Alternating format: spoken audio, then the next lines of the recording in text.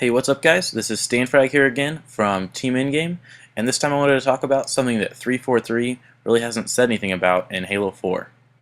That's right, it's the addition of giant Spartans to gameplay. Nah, I'm just kidding, it's Forge.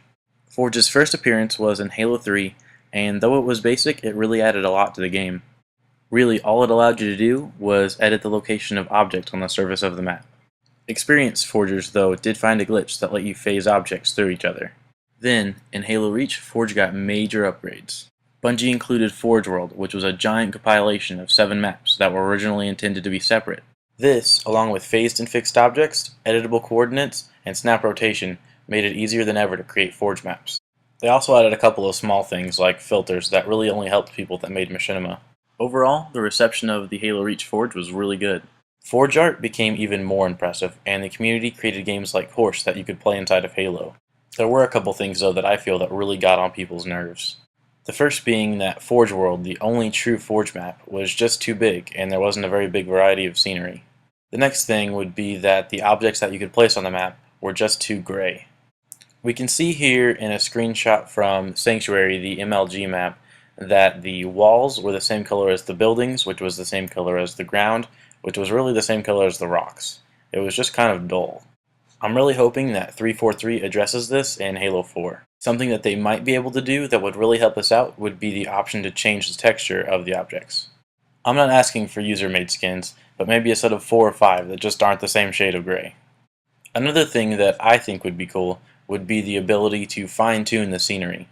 Maybe we could sprinkle in dirt paths or grass, similar to how they do it in everybody's favorite game, Viva Pinata. Another thing that 343 could do that would really help people that make machinima would be to add green screens. It would be a simple 2D object that players could resize, place their Spartans in front of, then once it's on the computer, place their videos behind.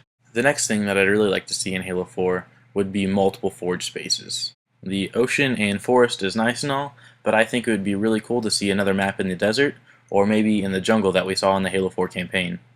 343 has already confirmed that the game's going to ship with 10 maps, not including these Forge spaces, so hopefully they include more than one. And the final thing that would be really awesome if they included would be the copy and paste or duplication feature. I think it's safe to say that we're not going to see this on a large level, like being able to copy and paste more than one object at a time, but I definitely think it's possible for Halo 4 to ship with the ability to duplicate single items. This would make it easier and faster to edit and create some of those really complicated maps, like the racing maps and the ones we see in those horse games. Well, I think that wraps it up for my input on what should be included in the Halo 4 Forge.